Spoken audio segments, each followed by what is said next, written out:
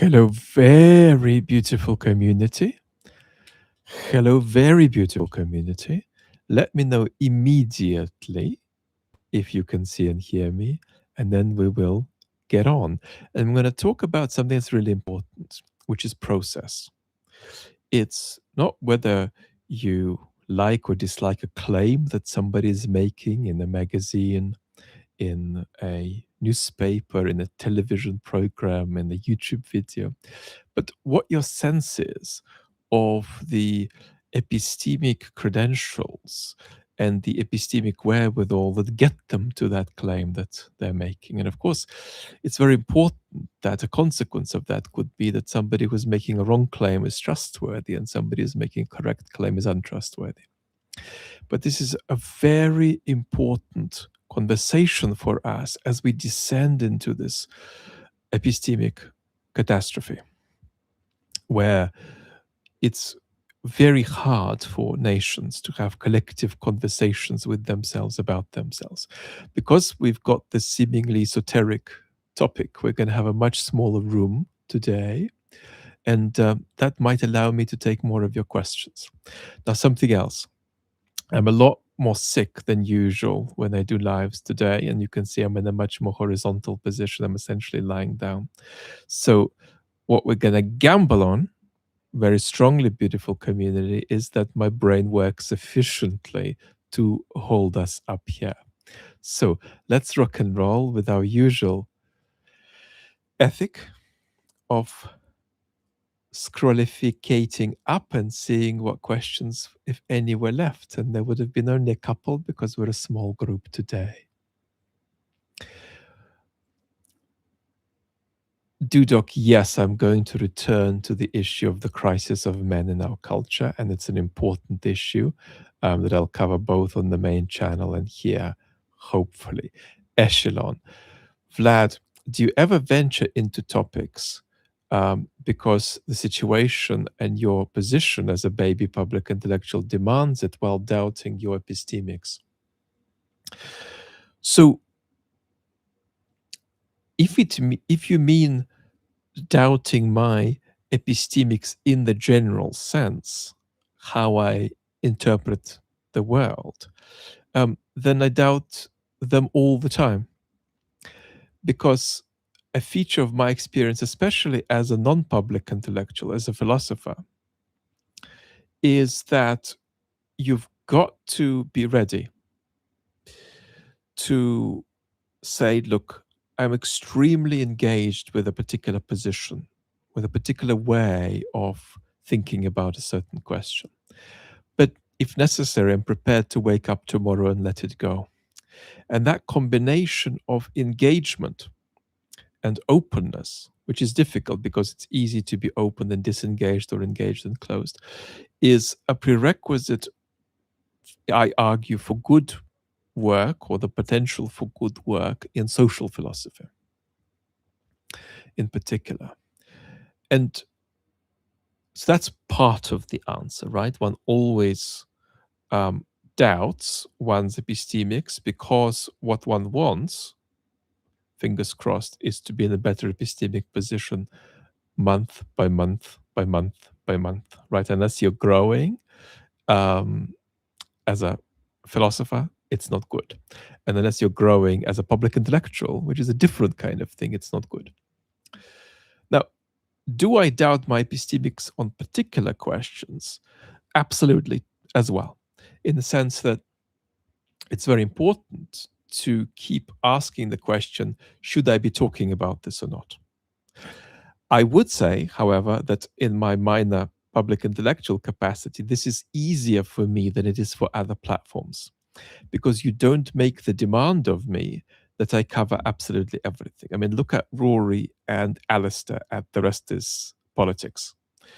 They often end up talking about very different parts of the world, and among their most loyal viewers, there is a debate as to whether that's a good idea or whether it's a bad idea.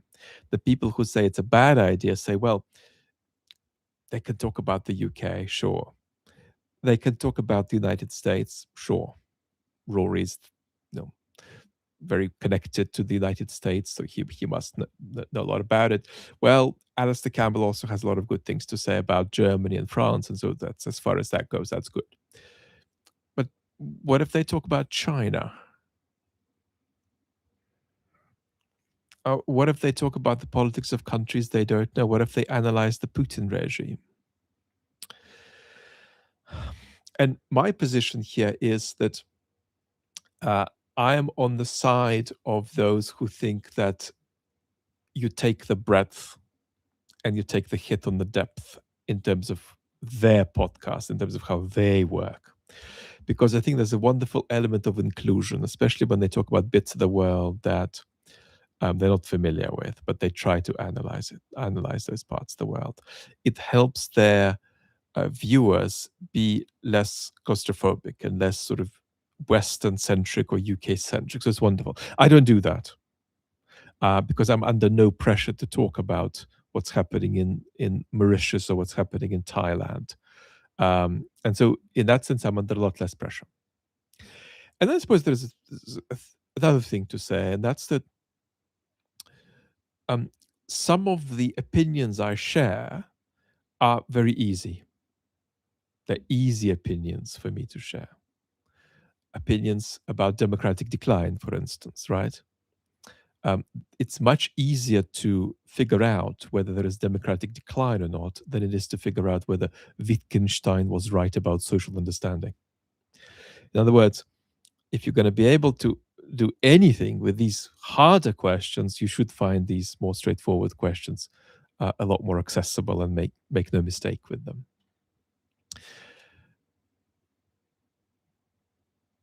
Steve says, trust is a big word. It's up to us to listen and decide whether you're right or wrong. It's very important that shouldn't be the case, because it's very important that you're going to lose out epistemically if when you read a newspaper article, when you read an essay, when you watch a video, your question is this right, is this not? Your question should be, where is this coming from? What are the values? What are the dispositions? What are the epistemic credentials that have created this thing? You see, process versus result. Unless you do process, you're not going to be able to figure out for yourself what you should and shouldn't trust.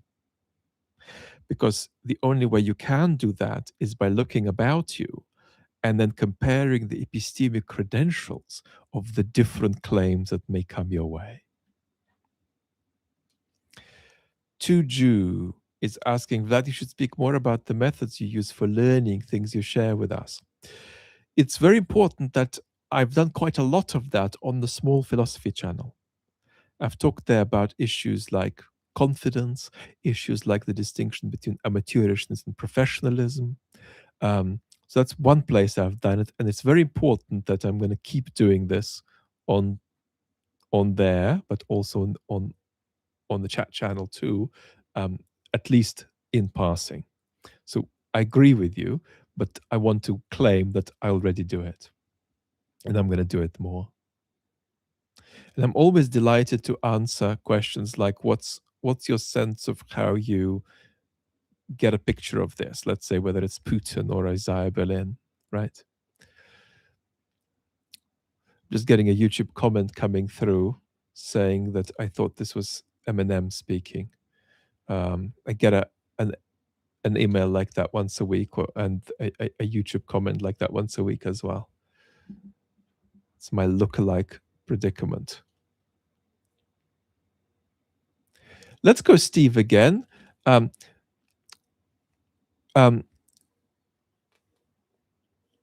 What is trust even when you don't even know if you trust your family? And more importantly, can you trust yourself?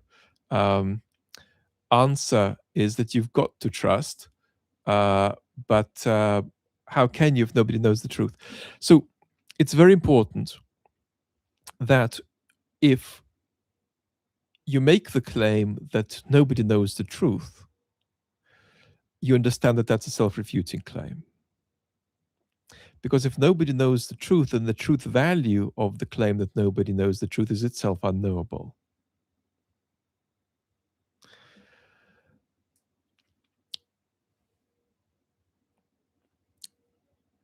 it's really important that we make a distinction between the truth value of particular claims made and the impressiveness or impoverishment of the method that has got, you know, an, a presenter, a writer, a thinker uh, um, to these claims.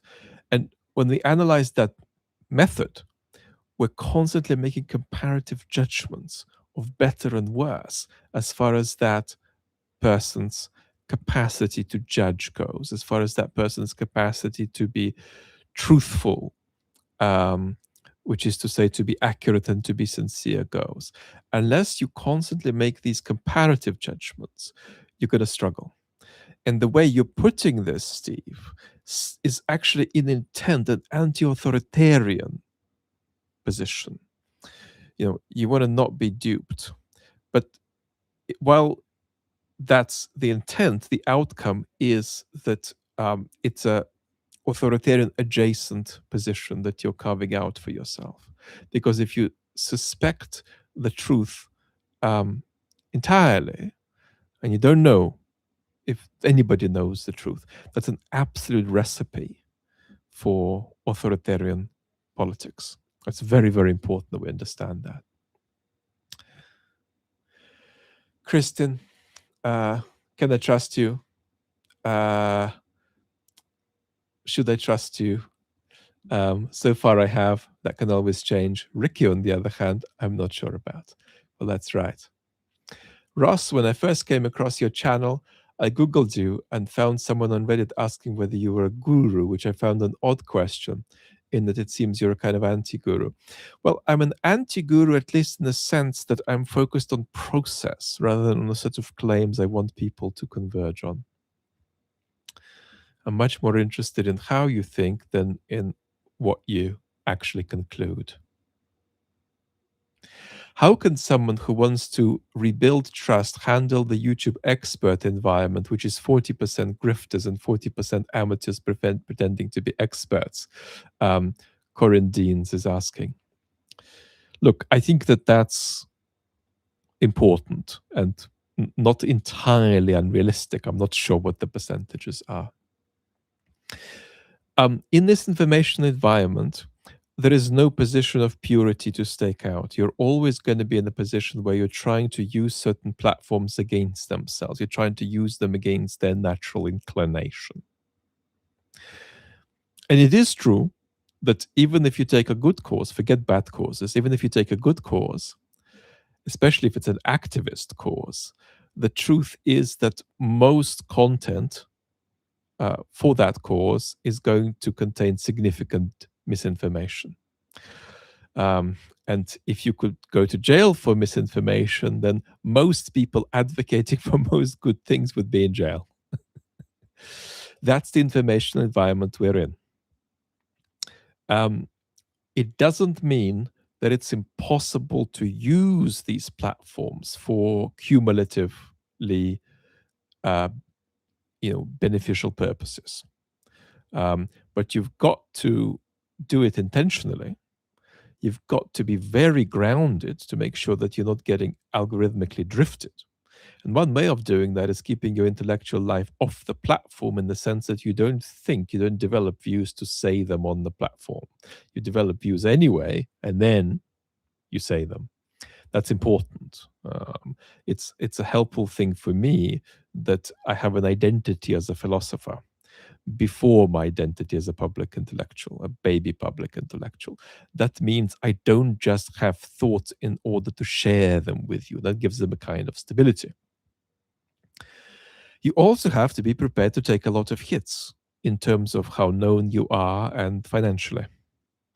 And that's difficult because most people are always going to want to triple their income or triple their views, right? I can 10x my views fairly easily if I start talking about the imminent collapse of Russia, right? A lot of people are doing that. I'm not going to do that. I mean, if that were what was happening, of course I would do that. It would be good news for Ukraine, but it has to be true.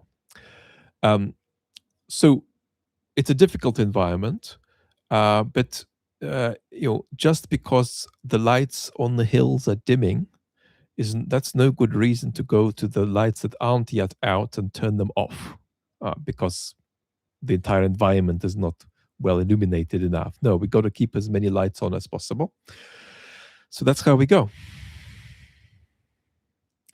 Stepan, you've mentioned before that the social sciences are no place for the scientific method. Why is that?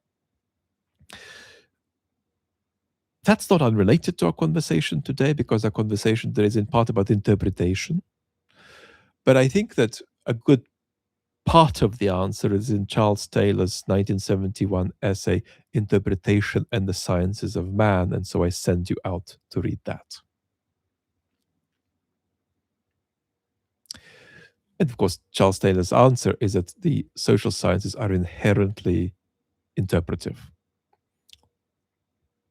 which doesn't mean that you don't have better and worse positions in them.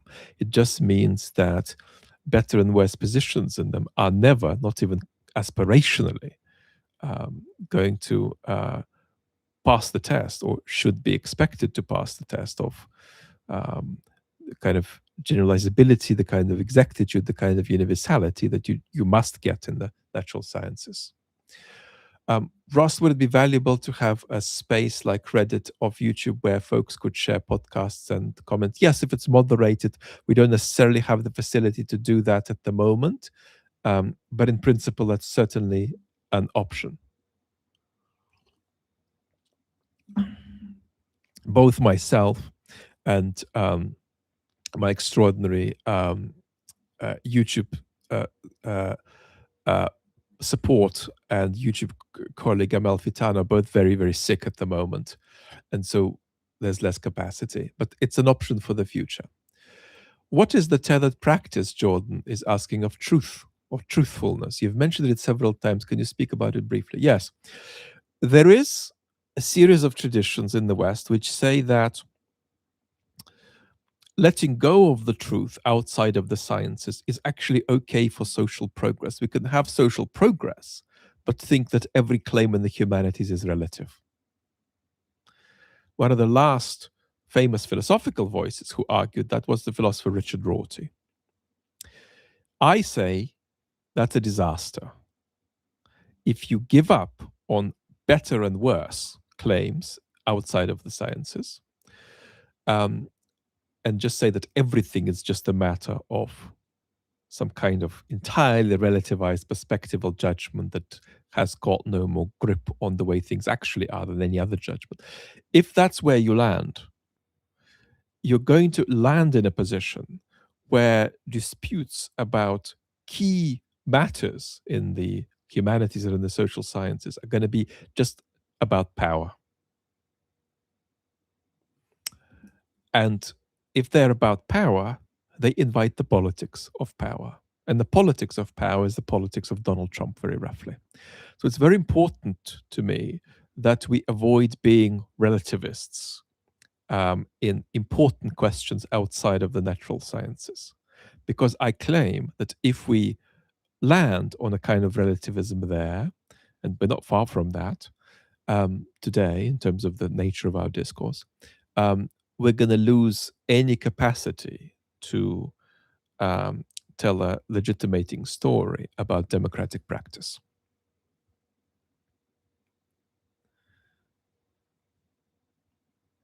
Hurricane says, Vlad, I trust you, but as with all people, I am fully cognizant of the fact that you have biases and that nobody can completely control their biases. So that's an extremely sort of humble and common thing that we all say, but I don't love it.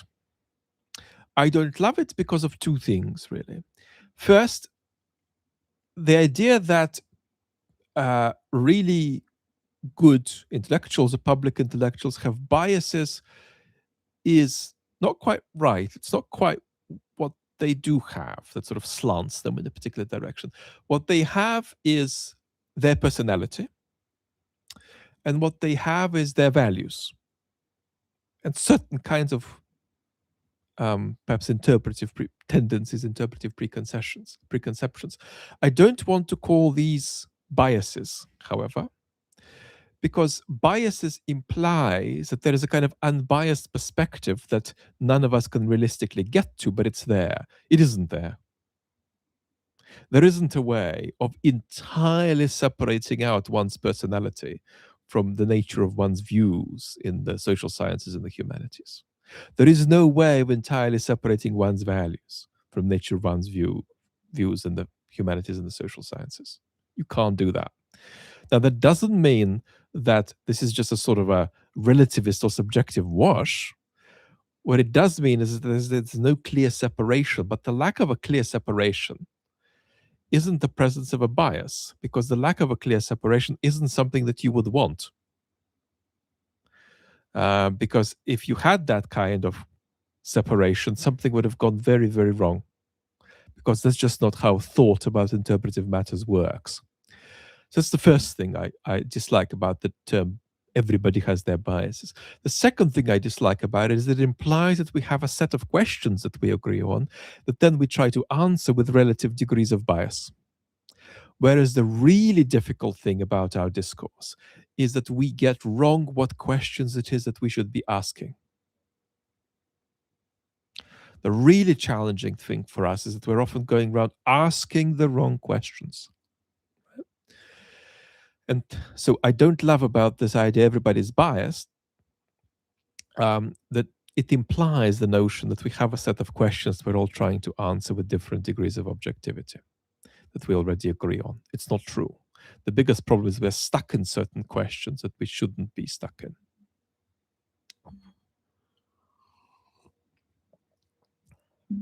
Ruben, just making a nice comment. Wow, my health is so remarkably bad. The world is spinning for me as I try to speak, but I'm managing. So let's carry on for a bit longer.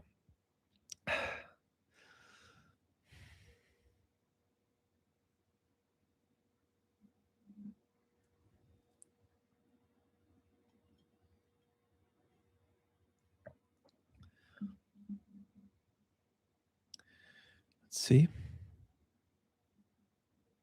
What are your greatest foibles as a public intellectual? Used Toothpick is asking. Inexperience. My greatest foible is that I've improved a lot, and I'm improving considerably every month, even though I'm really sick and I'm not able to function very much.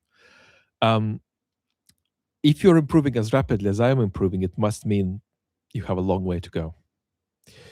So I think there is a good side to this, and that's that I am constantly exploring how I evolve. But if I had to rank myself as a public intellectual out of 10, I would say that I'm at about a 3 to 4, but I have the capability to get to 6 or a 7. I don't think I can get to 8. And I probably started at about 1 or 2. Why?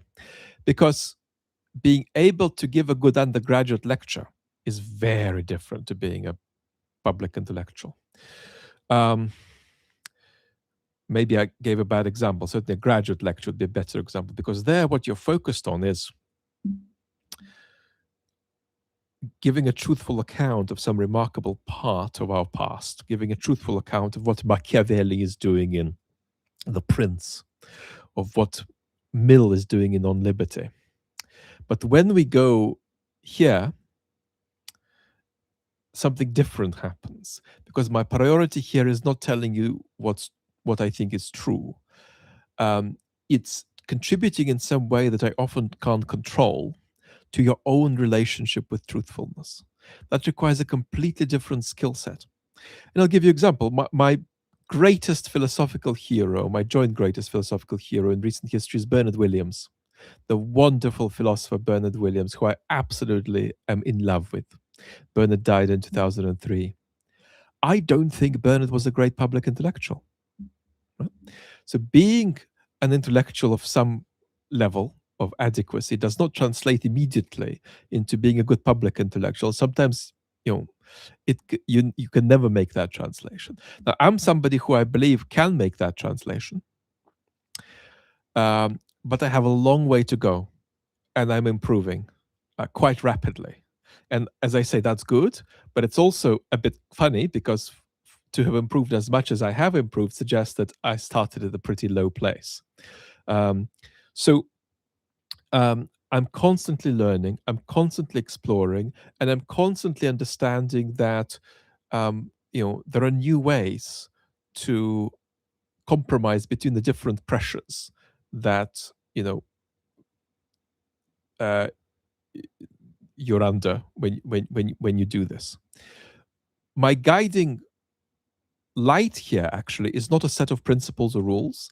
It's a kind of love. I don't want to over romanticize this, but it's a kind of love for the audience, which doesn't mean that I love you and I put you on a pedestal and I think you're all really smart and brilliant and you all know what you're talking about. No.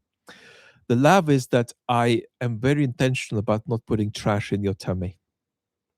And if I have put trash in your tummy by accident or intentionally, I'm at a bodily level going to have a reaction. And I'm going to spend a week or two reflecting and exploring how you can put in your tummy something better quality next time the same kind of situation comes up. So very often, my sense of responsibility, my sense of love toward you, and love is not a romantic thing here. I don't mean romantic either with the small or the big R. Love just means that there's a very special intentionality that I don't treat you as kind of a junk food consumer. That's very, very important to me. And that's a kind of stimulates growth and exploration, because a lot of the time I'm just zonked out. I'm not even thinking properly, but I still have this conscious sense of sort of benign intentionality that animates me and allows me to develop new ways of communicating. But there are many balances. I mean, one thing I want to do, for example, is shake you up. Another thing I want to do is reassure you so that you're not too destabilized, right? It's just one example of the kinds of conflicts that one deals with.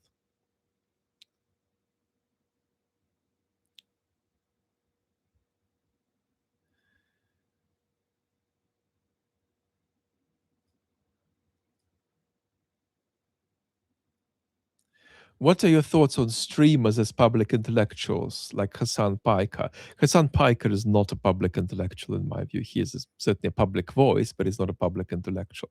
How do you feel their responsibilities are with such large audiences? I do think that there is a sense of responsibility that you have if you have a large audience. But it still has to be relative to what you are. And you've got to not put people into brackets where they don't belong, right? You don't want to categorize an activist as an entertainer if they're an entertainer, and then if they're an activist and not an entertainer. You don't want to categorize an entertainer as an activist. You don't want to categorize a public moralist as a public intellectual necessarily. You don't want to categorize a public intellectual as an intellectual. So you've got to understand, right? And you do understand that there are different people doing different things online, right? Obviously, right? My friend Jake Bro is doing something different to what I am doing. You've got to judge language that his platform and my platform deploys accordingly to what we are, right? We're engaged in different enterprises. So it'd be quite a mistake to put everybody in the same basket and say, I expect everything, from one kind of platform that I expect from another. Otherwise, you're really going to be going to a cheese shop, right? And trying to buy some kind of candy. Well, you're in the wrong place. The candy shop is next door. So what I often spend a lot of time being pedantic about is, let's get absolutely clear about what somebody is engaged in and then judge them accordingly and have expectations for what they can do better, what they can do worse accordingly, right? This sort of thing often comes up in somebody we've mentioned recently, for example, Tim Snyder, right? And I often point out that Tim is a kind of a public moralist whose language sometimes falls short of the kind of accuracy you'd expect from an academic historian speaking in public. But Tim also does an enormous amount of amazing grounding work that helps you actually orientate yourself accurately and truthfully in a society that is trending in an authoritarian direction. So, you see, you've got to make these differentiations. Otherwise, you're going to be inaccurate about somebody's activities or overly harsh about their activities by thinking they're doing one thing when they're doing, something else. You don't want to complain that, somebody's really bad at selling candy when they're not selling any candy, they're a cheese shop.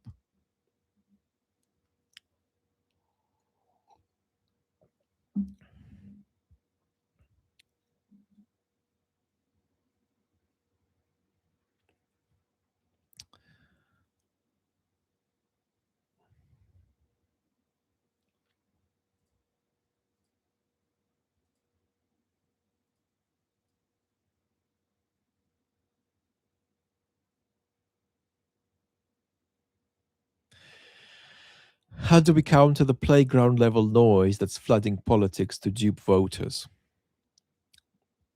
M is asking. I think that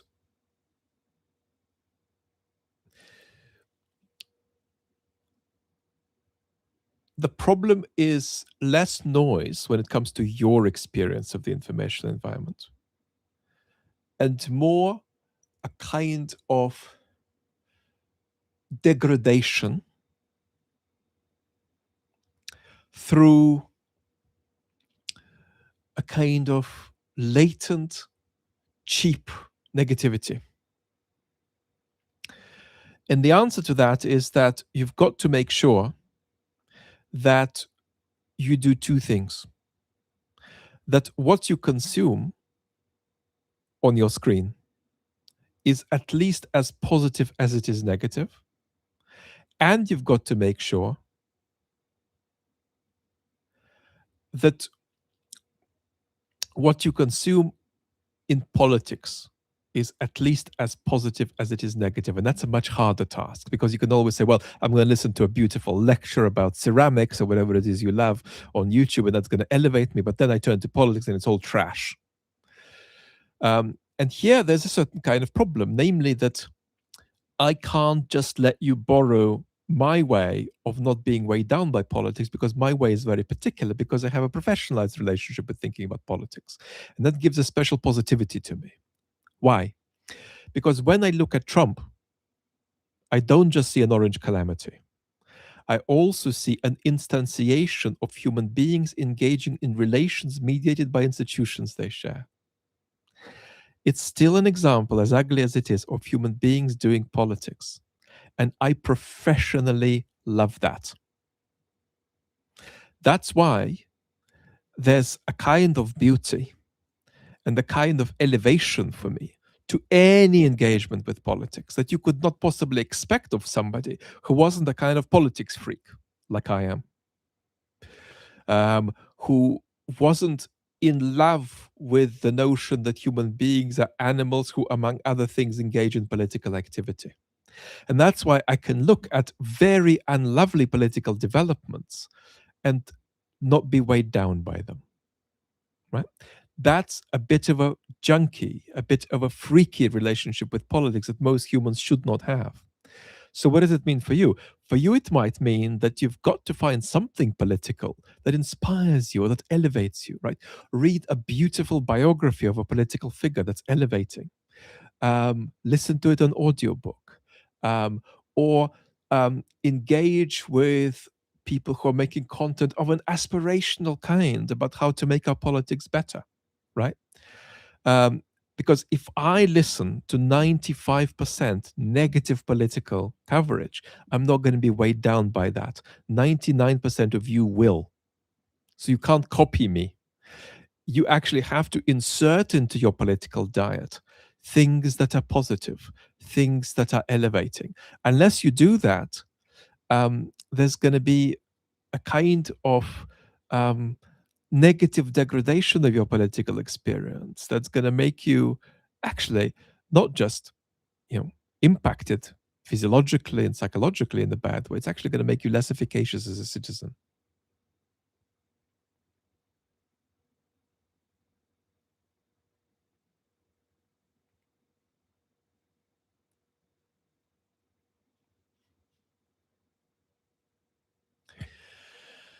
Michael is asking, thinking of your ideas about people who can manipulate malignant narcissists, do you think Stephen Miller is somebody who could be engaged in such a manipulation effectively? Yes.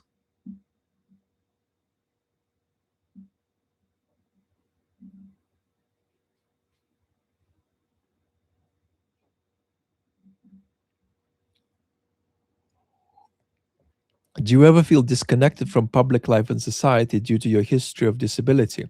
I would have a hard time connecting and even caring if I were in your shoes. At the psychological level, no. I remain very connected and I remain very external. At a physical level, yes, in the sense that I don't go around giving talks and lectures, in the sense that, you know, in my recent deterioration in the last 2 weeks, I've gone from again being able to be in a wheelchair for an hour or two to it being 2 minutes again. That's not going to let me go anywhere. So I'm privileged, however, that I retain really good mental health. And even now, when I'm quite physically unwell, literally quite physically unwell in the moment I'm speaking, you can still hear the positive externality of the way I'm communicating, that I've got energy to give. I'm not in a position where I need to take energy from you. I've got energy to give you. And that for me, at the psychological level, doesn't change as long as I'm alive. I suppose there could be something that changes it, and that would be a change in brain chemistry. That would be if something sort of went to my brain and changed my personality. And that can happen, a medication interaction or some kind of stomach parasite. I actually had the stomach parasite in 2018 that went to my brain in that way. Um, so I want to be humble here. You don't control all of these things. But as far as the psychological dimension goes, I'm very privileged that I always have energy to give. And I'm always connected with the world, even if it sometimes means that you've got to look at heaven from hell.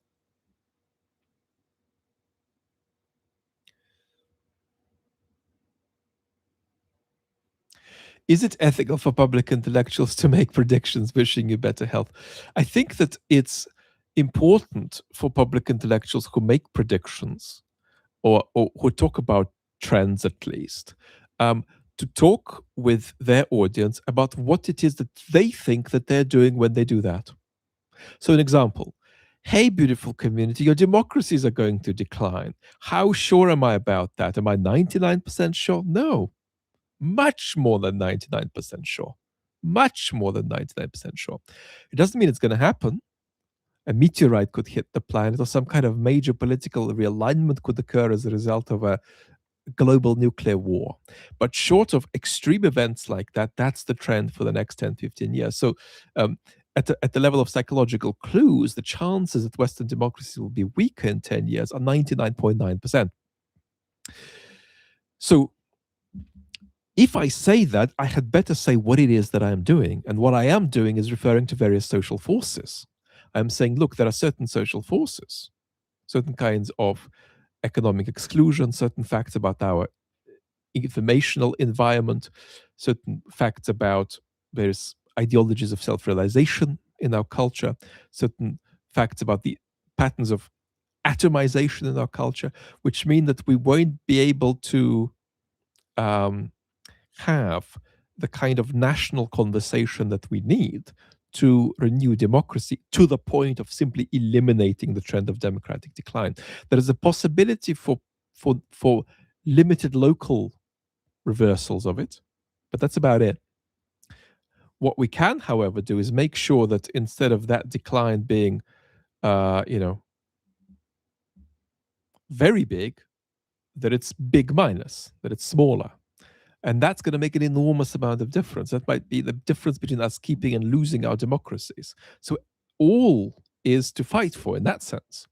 But the trend is there, and the trend ain't going to change unless something really big happens. Now, if I say that, I'd better tell you what it is that is making me think that that's the case.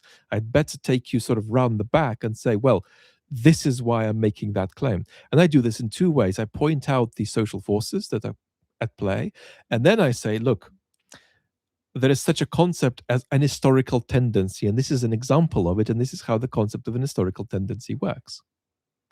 And it's very important that I still fail when I do that, because I get an email probably every 2 or 3 hours which says, Vlad, I don't believe this stuff about democratic decline, because it's just about what citizens choose, and citizens could just wake up and choose a really sound democratic government a few years from now, and this whole decline business could be over.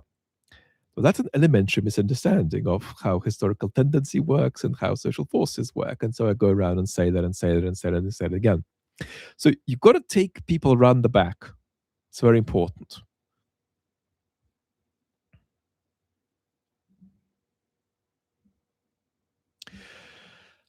How do I ask the right questions? You ask the right questions, Pauli is asking.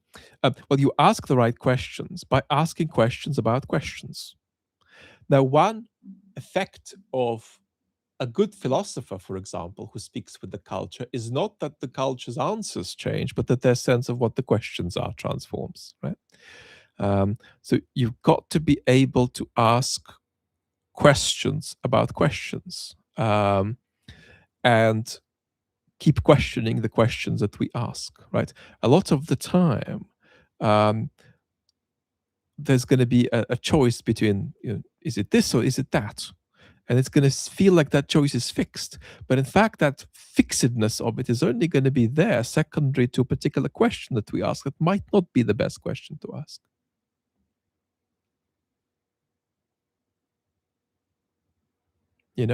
A good example is, do we have free will? So most of the discourse in our culture is appalling about free will. It sort of goes on and says something really bizarre, like science is true. Yeah, but the fact that science is true, or this is a cartoonish claim, let's improve it. Our best naturalistic understanding of ourselves locks us into some kind of a causal universe or whatever. And people go and say, well, that means that there's no free will. Well, that's because they're asking the wrong question.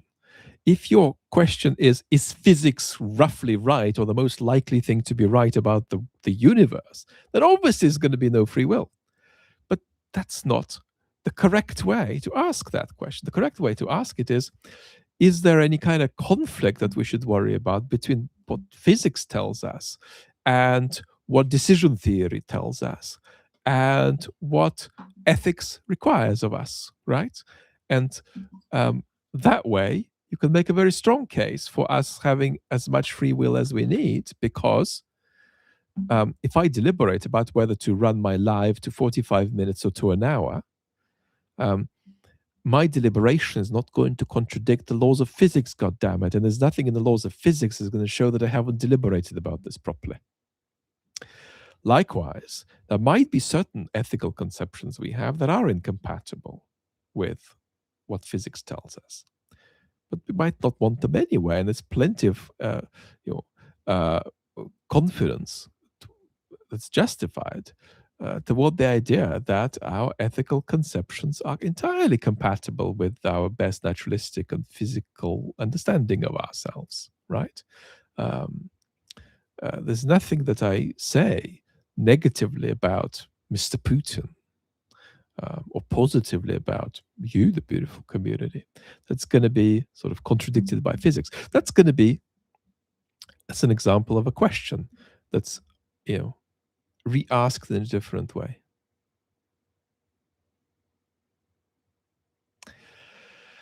Canberra.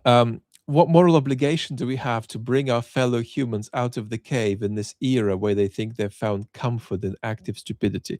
The most important thing you can do is keep yourself out of some kind of cave. Keep your sanity, keep your habits, keep your epistemic habits sound. So focus on yourself. That's much more important than trying to rescue people. Then you can engage with the community. Make sure you have a social network offline. Make sure that it contains exploratory conversations. Make sure it contains conversations where people talk at length over, you know, more than just one meeting about important questions. That's the sort of stuff that you can do.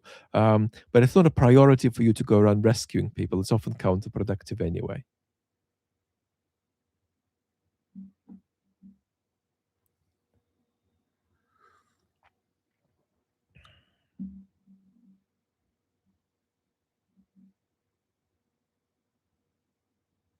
You've said that the majority of your community is over 65. How do you explain this composition? So the majority of our community is not over 65. It's just the single biggest minority group is over 65. So if we break it down like YouTube breaks it down for me, sort of like 18 to 30, 30 to 45, 45 to 60, then just about the single biggest group are 65 plus, but they're roughly similar to the group that's sort of 40 to 60, and to the group that's 25 to 40 is just slightly bigger. So it's not a majority, it's probably only 20 to 25%.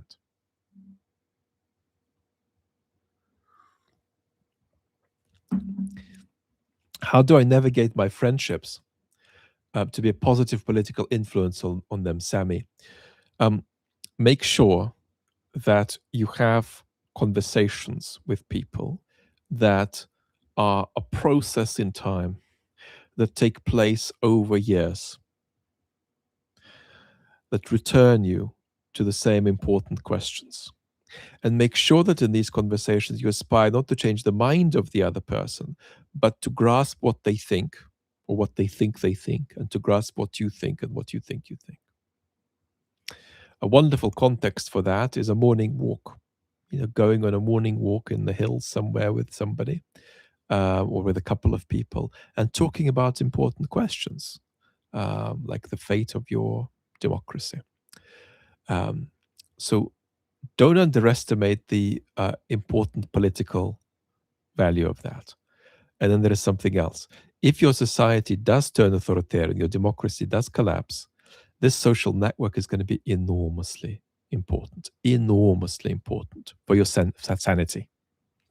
So that's a very talking to people in a protracted, long distance way, in a way that's also slightly ritualized, right?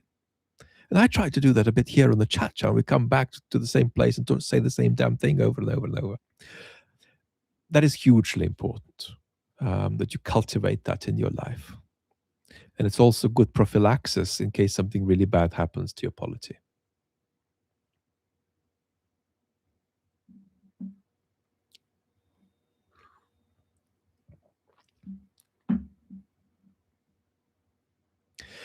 Greg, how do you determine whether you're meeting your own ethical standards? Do you aspire to be a better version of yourself? Imagine what a hypothetical person would do.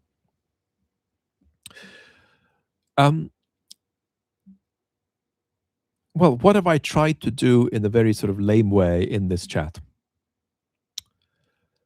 I've tried to model the idea that talking about trust is important.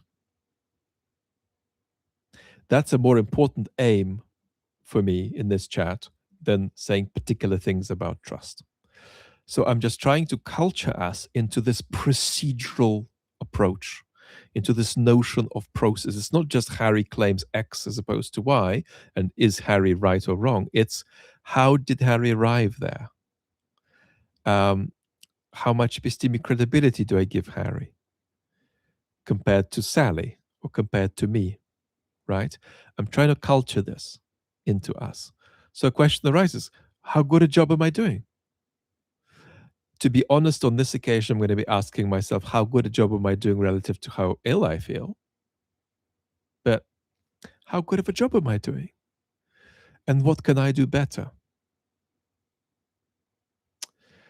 Am I pushing people enough to think for themselves? Am I shaking people up enough in this chat?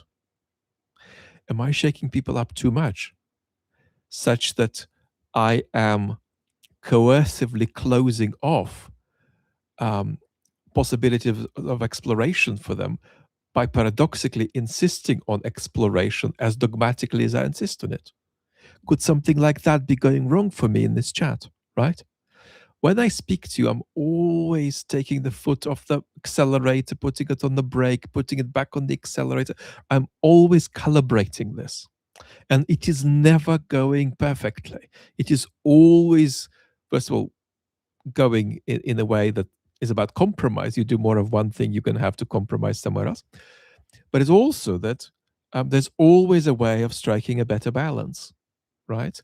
And so this sort of sideways glance at what I'm doing is always worrying, and it's not stressful for me. It's actually a matter of love. It's a matter of, well, if I make this whirring of the machinery as I glance at it sideways work better, I'm going to be putting better quality stuff into your tummies, and isn't that fantastic? I suppose another element of your question: who do you model yourself on, and do you model yourself on on your future self? Well, the problem is that when you are exploring and trying to do things better, you don't exactly know what better means until you discover it, and when you discover it, you deploy it. So to that extent, I don't quite have a sense of my future self as a public intellectual, because I am yet to discover it. It's going to be in part a surprise, a set of surprises. So that's how it works. Yeah.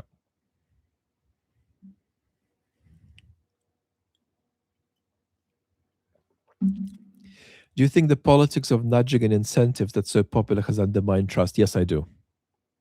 Especially when it's been untransparent, when it's sort of been manipulative, when it's been judgy, right? Don't underestimate the value and power of somebody getting to a particular conclusion by themselves. Matters enormously. And also don't underestimate the danger of forcing somebody to say, "Oh, yeah, okay, fine, I sort of agree with you." Whereas in fact, they don't quite, you know? So it's very, very important that you encourage people to think for themselves. That's a hugely important enterprise, a hugely important value. Hi, Vlad. You've mentioned on several occasions John Gray as an influence. Are there any areas where you think he's not a trustworthy commentator?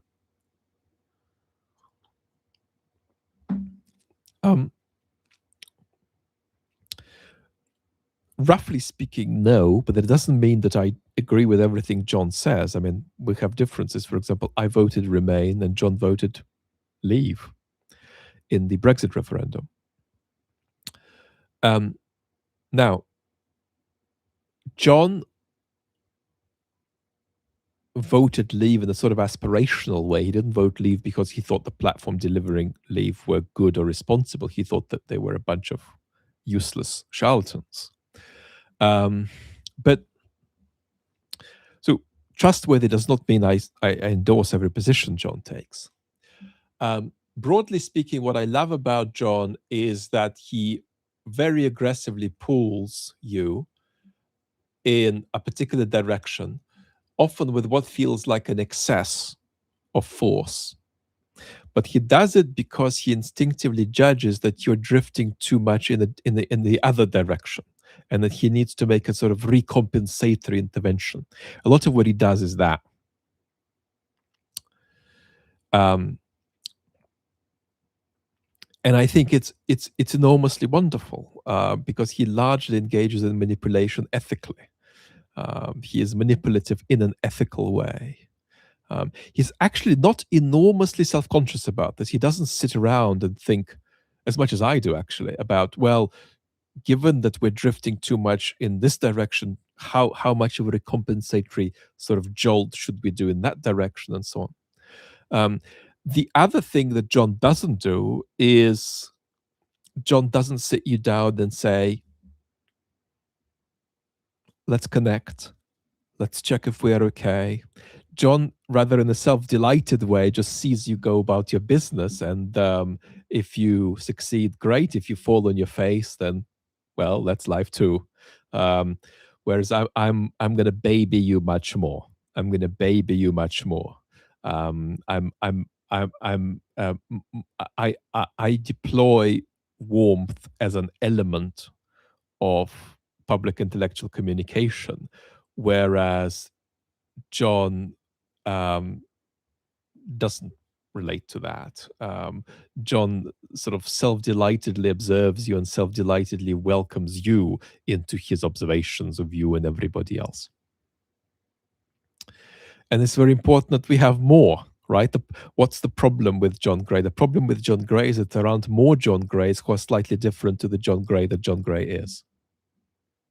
And I say this as being, privileged to be in the UK, which is one of the countries in the world that has a relatively high quality of discourse. The UK's conversation with itself about itself is relatively high quality compared to most of the 200 countries in the world. And yet still we're impoverished. We need more. We need more. Marius, this is your first time watching me live. I'm sorry I'm in such a particularly reclined position today for health reasons. I'm delighted to welcome you.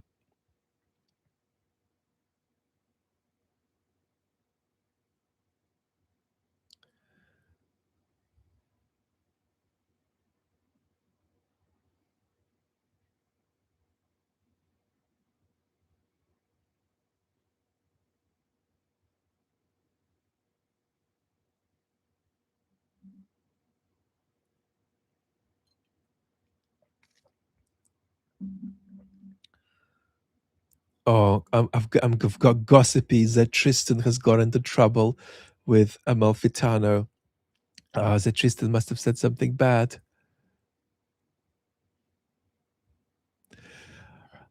Let's see what's happened. Anyway, I can't find it. I can't find the totality of it. Are there requirements? Thank you, Amalfitano, for such amazing facilitation. I'm so grateful to you. I'll be honest, by the way, with you, beautiful community. I went for 2 years without removing a single person from the channel, except for people who made literally direct threats or were positive sort of commercial spam. I have gently elevated that to very, very limited removal in the last month or two, because I have noticed that there have been a few persistent voices that have become unconstructive. I'll give you one example. There's one I banned the other day who was saying that I am pretending that I'm sick for money. 48 comments with that point repeated. Gone. So I'm conscious that I'm doing this because, not necessarily because there are people making threats, but because I've gently extended my standard of what's allowed in. And that standard now involves basically not being okay with repeated comments that are very, very unconstructive for the community. No particular ideological position is not allowed, of course, but repeated comments that are very, very unconstructive. You're out.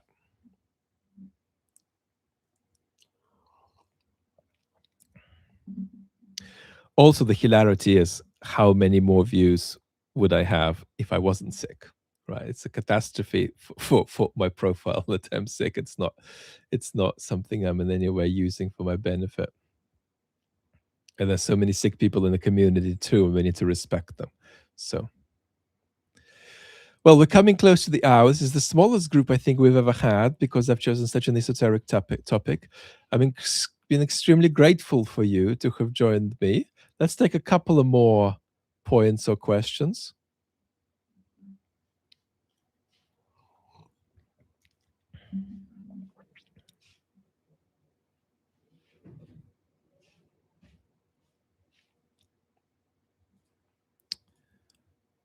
Oh, I've missed a few super thanks. Let's run through those to wrap up. How do we responsibly think about the horror of Epstein and elites without being conspiratorial and psychotic? Well, this is difficult. I think it's important that we find a certain parameter of adequacy and responsibility that we hold politicians to. And that parameter is neither perfectionist nor too liberal. So it's understandable that politicians are going to do some dodgy things. It's understandable that politicians are going to lie. If you're in high political power, you're going to lie. But it's also not understandable if politicians or big public figures with political power engage in illegal or highly unethical activities. I would say with Epstein, you should judge it on an individual basis. So I did something the other day. I went through pretty much most of the Noam Chomsky communication with Epstein and Noam Chomsky's partners' communication with Epstein. And I'm probably going to make a video about Noam's relationship with Epstein and what went wrong there. I went to check what a really lovely acquaintance of mine, who is a really excellent professional philosopher and has knows Chomsky, has written an important book about Chomsky, about Chomsky's work and outside of the political domain. What he thought about it. I thought he was too kind to Chomsky, too generous. So I'm going to express my view on that in time. So take it piece by piece. Don't get overwhelmed by it. You don't want to consume 77 things if you're not ready for that, right? Have some historical perspective about what to be scandalized by, what not to be scandalized by. And don't allow terrible things to make you forget about okay and good things that are happening or have happened, right? Don't totalize this in some kind of psychically overwhelmed way. In the end, the best way through is balance and truthfulness, a sense of proportion, a sense of the fact that politics should maintain certain ethical standards, but at the same time, it is also a dirty business, right? So this is difficult because I think that one of the things that happens when you're just overwhelmed by so much dark stuff is that you're forced into black and white thinking, and try to avoid that. And I'll be here as much as I can to help. As I say, one thing I probably will do is talk about Chomsky and Epstein. I've also read a few other people's interactions. I've read extensively Peter Attia's interactions, which are a lot less pretty than Chomsky's. I won't speak about that because it's not my domain. Mario, how should I respond to people who dismiss the severity of Epstein's crimes as another conspiracy theory? The problem with them is that they are struggling to make good distinctions between illusion and reality, not that they're making a particular mistake about the Epstein story. So understand that the problem is further back. So don't try to argue with them about that. If you're curious in what they think, explore what's gone wrong with their relationship with politics, how they've got epistemically disorientated or how they've lost trust, right? So if somebody comes along to me and says, Vlad, I don't believe that you're in pain now because pain isn't real, I'm not going to debate with them whether pain is real, because I'm not going to assume that they've made a mistake about the reality of pain. What I'm going to assume is that they've made some kind of mistake at a previous space, at an earlier stage, about how to tell apart illusion from reality. Okay.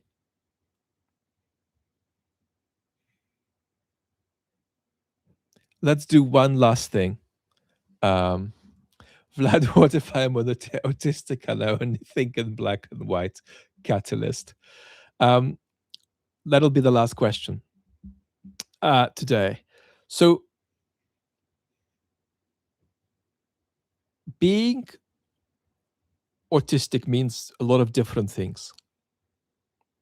Autistic people are distinct, clearly as a neurotype, but autistic people are as different to one another as neurotypical people are different to one another. So it depends on you. What I would say is that if you are very black and white in your thinking, try two things. Try to be, first of all, self-aware of that, which is marvelous. Can you tell yourself that you're being black and white, even if not in the moment, then later? Let's say 7 weeks later. Doesn't have to be in the moment. Secondly, are there bits of your black and white thinking that are actually helpful? Thank you, Broken Robot. That are actually helpful. Oh, thank you to somebody else who gave the gift memberships. Because the chances are that you might have some advantages as an autistic person. You might have just a little bit more clarity about something. You might find it easier to call something by its name that neurotypical people are going to sort of be roundabout about, right? So understand your limitations, but also understand where you're blessed, where you might have possibility for greater clarity, or you might have possibility to avoid the prejudices of the day with greater ease than your neurotypical friends or colleagues, right? So think on the positive side, right? And don't try to shoot on yourself about not having a black and white brain if you do have a black and white brain in some ways. That's not going to work. Sort of try as much as possible to explore and dance with your black and white brain. Watch out for how it limits you, but also explore how it might give you strengths, right? One of the things that we do need in this age is people who see things straight and who don't deny big stuff that's happening all around us. So, that there's a lot that's going to challenge autistic people in our age, but there's also a real possibility that you might be a bit advantaged, that you might be able to call stuff out for what it is that other people will struggle to do, because sometimes when scary and unforeseen change occurs, change we can't quite come to terms with, a lot of people deny it for a long time until it's right before their eyes. Whereas you might be in a position to say, well, actually, it's 7 miles away, but I can call it out for what it is already, right? So lean in to your strengths and try to be self-aware about your weaknesses without chasing them away. Lots of love. Thank you so much for surviving this chat with me. Amalfitano, thank you for doing a heroic job moderating. I'm so grateful to you all. I'm going to be on the channels as much as I can, health allowing. Bye-bye. Talk soon.